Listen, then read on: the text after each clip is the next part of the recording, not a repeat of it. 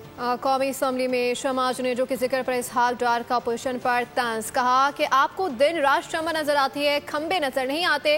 वाज़ेह किया कि उनकी जारी करदा लेटर ऑफ क्रेडिट में शमा जुनेजो नामी खातून का नाम शामिल नहीं था।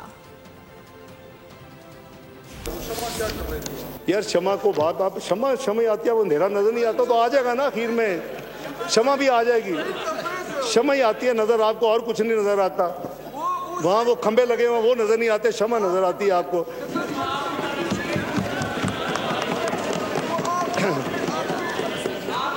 जी नो क्रॉस टॉक। जनाब स्पीकर, मेरा ख्याल है कि हमें किसी सब्जेक्ट पे थोड़ा सा सीरियस हो जाए। हम भी उसमें बैठे हैं, बहुत साल बैठे हैं, इस तरह नहीं है। थोड़ा सा सबर, उसका भी जवाब देता हूँ। जो डेलीगेशन जाता है यूएनजी में, ऑफिशियल डेलीगेशन, उसके लिए वजीर खारजा लेटर ऑफ क्रेडेंस इशू करता है। वो लेटर मैंने साइन किया है, वो मौजूद है रिकॉर्ड के लिए। उसमें ये नाम नहीं था ये जो फरमा रहे। सब्सक्राइब करें और बेल दबाएं ताकि कोई खबर रह न जाए।